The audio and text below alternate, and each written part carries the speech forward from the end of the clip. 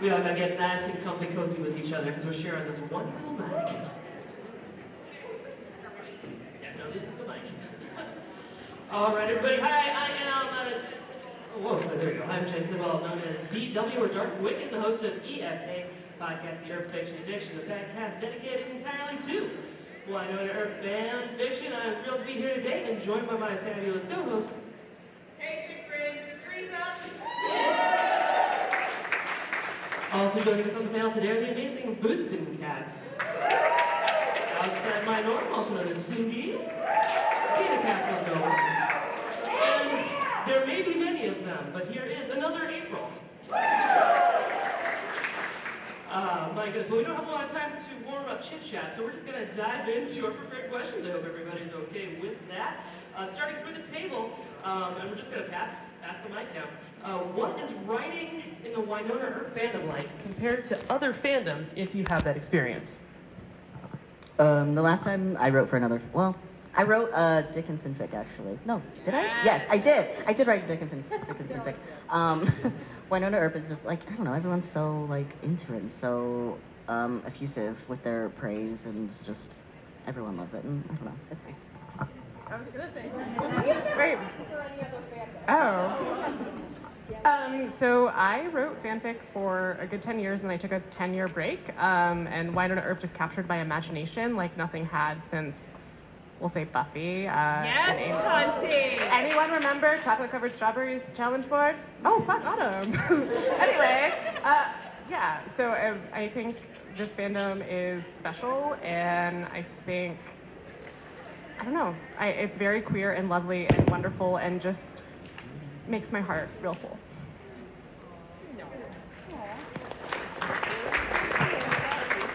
Okay, so I'm going to pass this back down to Dresa. Hey guys. All right, so I have the honor of asking individual questions. So my first question is for Dana. The vast majority of your fics so far have been one-shots. What do you like so much about the one and done? And now that you're stepping out and into the multi-chapter world with the perfect recipe, please tell us what led you to that choice. It's so good!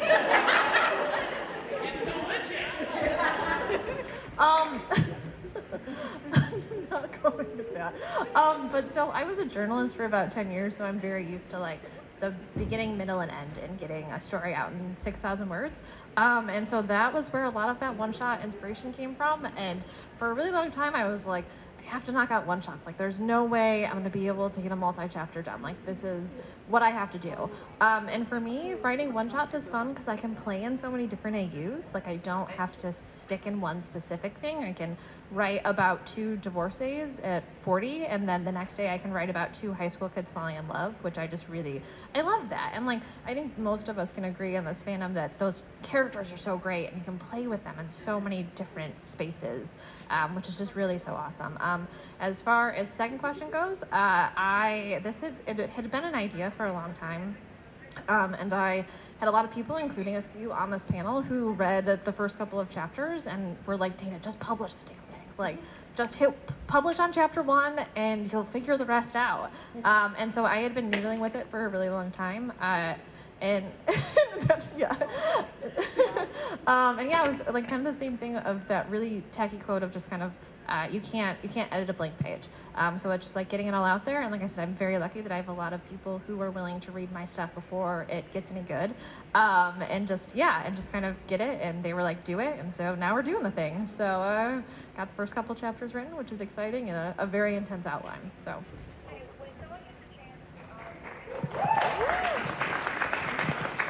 All right, once again, for the table, what are the most important elements of writing a good fanfic?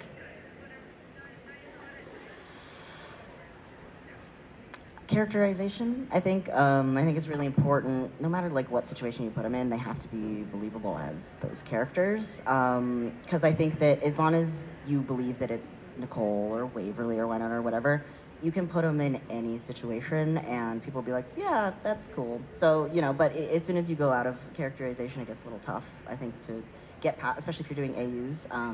I think for AUs specifically, it's really important to be in character as much as you can be. as I take a sip. For me, writing good fanfic and reading good fanfic, there has to be that that balance between exposition and dialogue. And it could just be me, but if there's 2 chapters of just exposition, I'm gonna find a really hard time getting into it because I want to know what they're saying. Like I love knowing what they're thinking, but I also definitely want to know what's going on inside their brain, and like what they're saying to each other. And so sometimes I. Okay. What was the question again? What makes good fan fiction? So I was talking with my friend earlier about what makes good Wynonna Earp fan fiction, and they told me to say country music, and so I'm saying country music. I start from there. Somebody in this front row is shaking their head at me, and that's okay. I will die on my country pop hill. But I think, like Boots said, characterization is really important, and when I think about fan fiction, my favorite thing about fan fiction, and I'll say, like, fan fiction made me a better writer. When I was 12 and I posted my first fan fiction, it was taken off the internet for being basically indecipherable and not readable.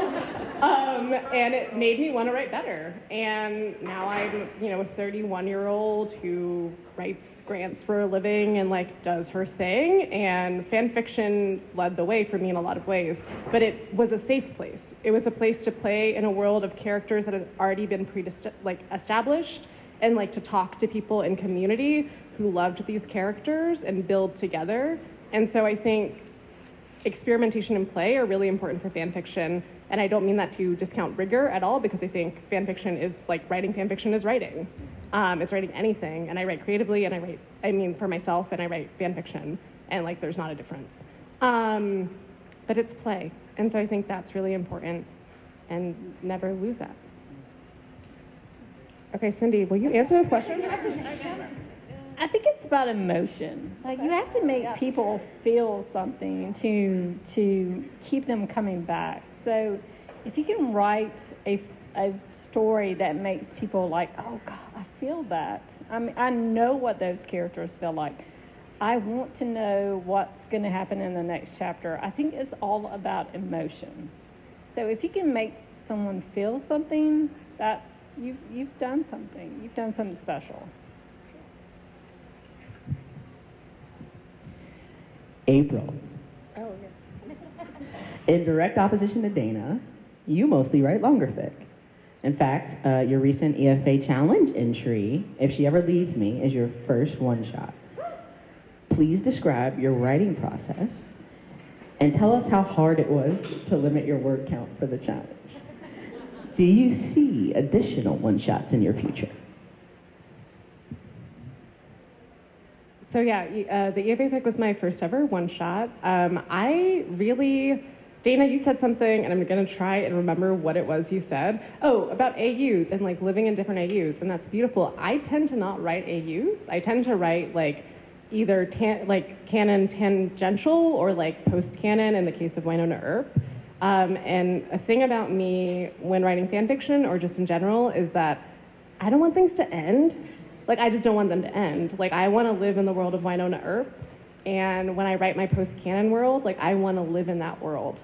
My writing style, a joke that I like to make is that it's a stream of consciousness, but make it heavily edited. And I just want it to be like sumptuous and sticky, and I read it out loud. Everything that I write, I read out loud so many times.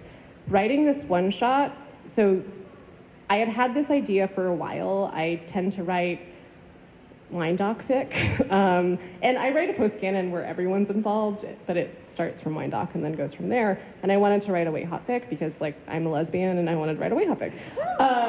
And so I had thought about this for a while, and I had this idea. It's like a song fic, and the prompt that EFA had made me actually actualize it. So I think that was helpful to be like, okay, here's a reason to like write this thing. But it wasn't as hard to limit it to 4,000 words as I thought it would be. Actually, there was one scene I didn't get to write, and it made it better. So honestly, a word limit's good, and I liked it. So I'll probably write another one and play in different worlds because that's fun. Thank you. All right. I love it when I hear that the EFA prompt actually was helpful and not like hair-pullingly, inspired. Okay, so for the table, once again, what is your kryptonite when planning a fic, or what trope can you just not stop yourself from indulging in? Boots. I really like angst. I really like, right? Like yeehaw. I really like killing characters, but I'm like, I think I'm not allowed to do that anymore. Yeah. I don't know. I try not to, but I mean, I also like to write angst. I love to write that pain and the emotion. I think it takes so many more words to show the pain than the happiness. So I love to write angst. I'm the opposite. I love to write fluff. I think there's just so much. I love to read angst. I'm slowly learning to write it, but there are just so many crappy things happening in the world that I'm like, no, it needs more of domestic way hot. And like, that is totally my jam. And as far as a kryptonite goes, I don't know if this really counts. I have this really bad tendency, as anyone who follows me on Twitter knows, of tweeting ideas, putting them in a Word doc, and then not touching them for a year. So like that's what happened. Yes, Jenny is very adamantly pointing at me, but that's what happened with the EFA fic. Is it was a thing that I had tweeted about over a year and a half ago, and I was looking through my ideas, and I was like, ooh, okay, like this could work for a challenge. So yeah, like team fluff in this house. But I think somewhere between angst and fluff is me. I'm gonna call it sentimentality. Like I just love real hardcore sentimentality, and that's where I live. But with regard to planning, I was thinking about this because I'm one of the people who read like the first couple chapters of Dana's fic, and I was like, just so you know, I'm going to ask you what happens in chapter 3. And she was like, it's okay, I have it all outlined. And I was like, oh, an outline, that's great. My outline is in my head. Like, I know what's gonna happen then. So my biggest kryptonite is that like, I live in moments. There are moments that I want to write, and so when I get stuck on something, like what I'm writing now, it's a fic called Fishing Time, which is equal to a fic called Land of the Living. The third fic, which is not, like I'm not finished with the second fic, is called Crowded Table, and when I get bored or like stuck on Pushing Time, I just go write Crowded Table, like, which is like not helpful because I got to finish the second thing to get to the third thing, but that's what I do. Whatever works for you, it works. Bootsncatz and Bootsncatz and Bootsncatz. At last count, you have written 51 stories for the Wynonna Earp fandom. And you're also a published novelist. Like, what? Barely tie my shoes. How in the world do you structure your time in order to be so prolific? And what advice do you have for other fanfic writers out there? Raise your hand if you're a fanfic writer, or aspiring, whichever. What advice do you have for other fanfic writers and or fans interested in becoming published?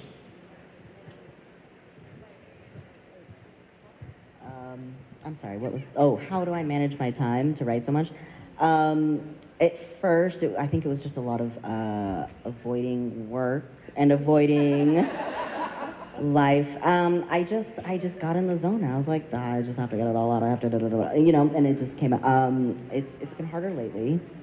I think, we were talking about this earlier with, I don't know, a few things have been happening around. But yeah, my brain is like, you know what, writing is hard. But as far as published author stuff goes, I would say just keep writing, honestly, and like, fanfic counts as writing, fanfic counts as books, fanfic counts as practicing, like, just do it. Anything that you can write, anything that you can do is practicing, and you just have to keep writing.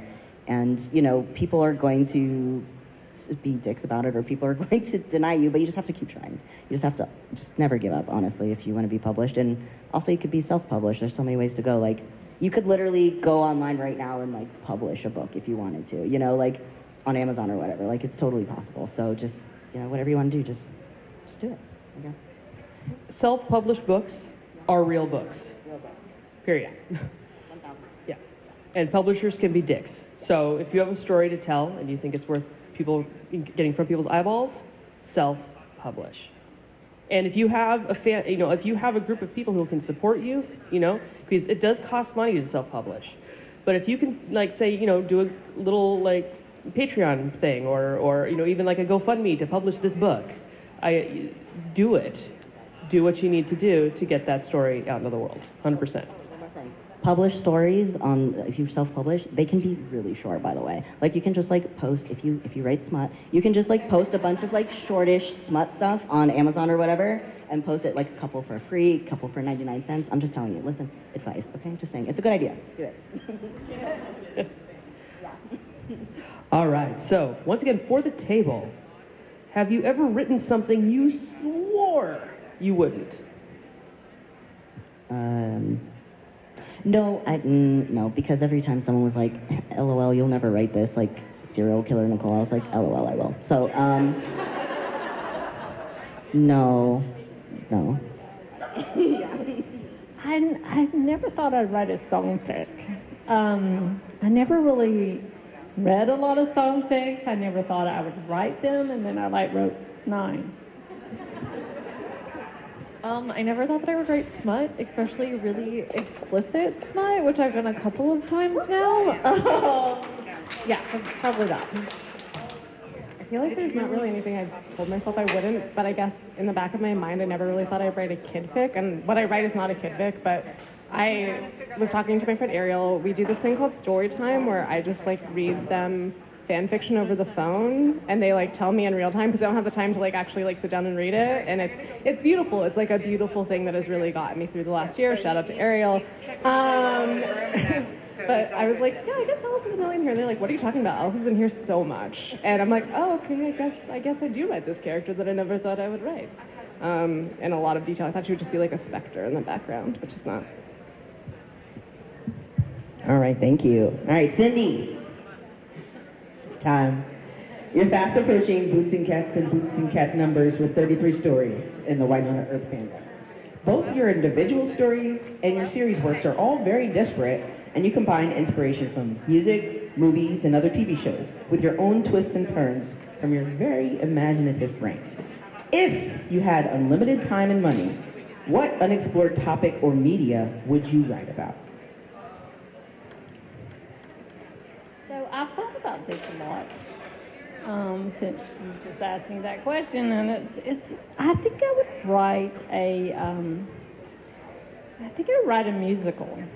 I think I would like maybe in a wish verse say Waverly says, "I wish you would, this. I really wish this was a musical," and then everything becomes a musical. But I think it would take time because you would need to write the songs and make sure they were good. So yeah, Once More with Feeling. I love Buffy. I love Once More with Feeling. So if I had unlimited time, I would definitely write a song fic. So. Well, super quick look. So when I was writing for the Buffy Wynonna fandom, I actually did write a Wynonna musical, and and got so far as I actually cast it because I was going to have voice actors record the sung portions, and then that didn't happen. The end. Moving on.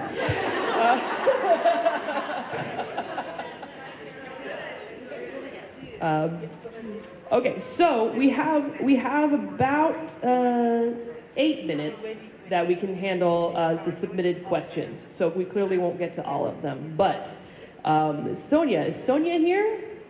Sonia's not here. Okay, well that's okay. We're still going to ask their question.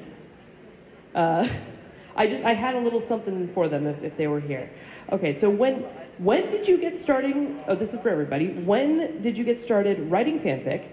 And what was the first fandom or ship you wrote for? It should be a pretty quick answer, I think.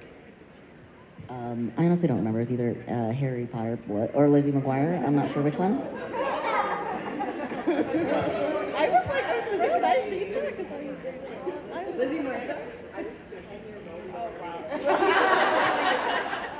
So I have never written anything except for Wynonna Earp. So my first I've never written anything. So my first fanfic was in October of 2020, and it was Wynonna Earp.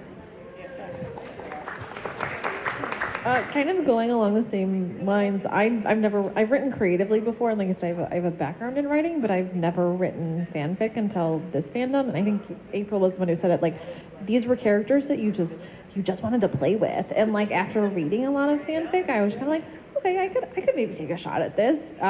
So this has been the one and only for me. Any children of military parents in the house? Like moved around, Air Force brats? Okay, we got a couple.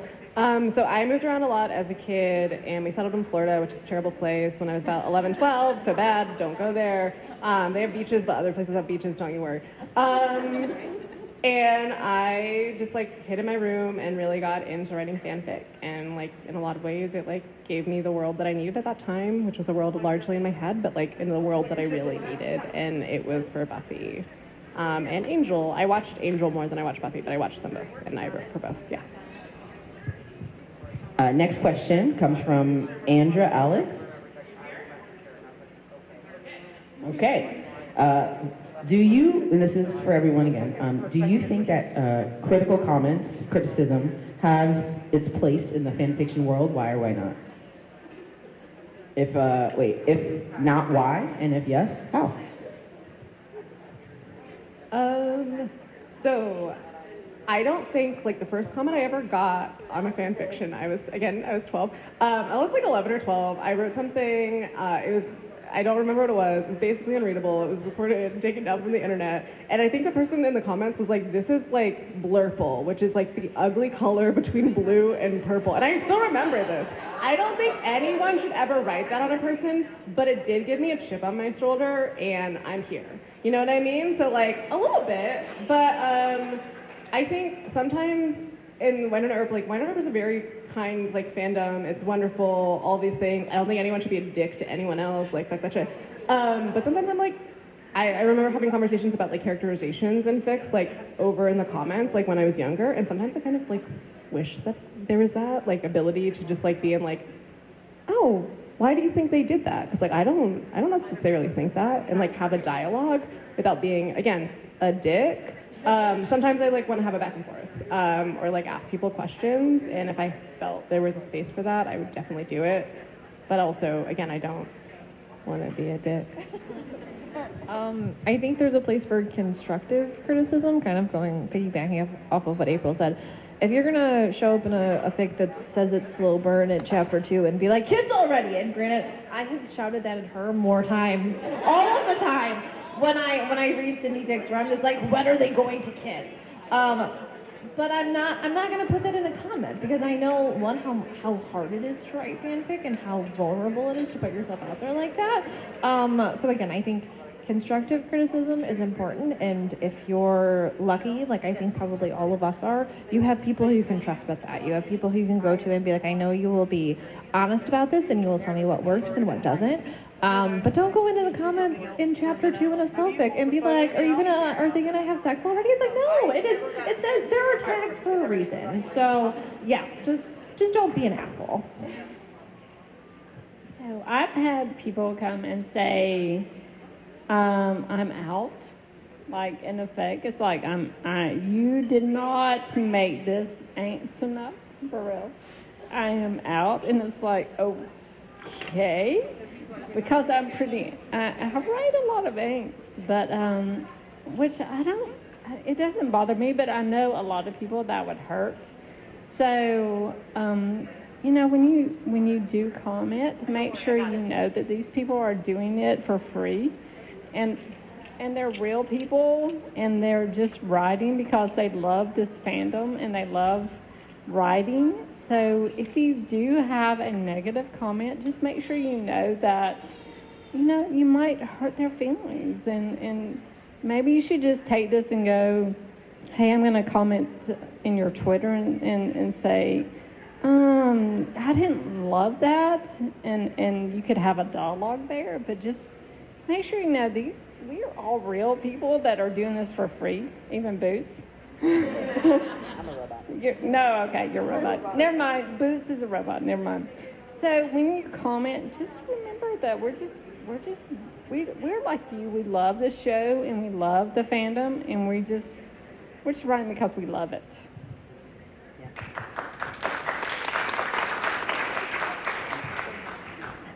Yeah, I mean, off of that, it's like, you know, constructive criticism, there's a time and a place. There's people that I go for constructive criticism. I think most writers have their person that they trust, that they know understands what they're doing, all that stuff, their beta, basically. You know, that person, always free to give constructive criticism.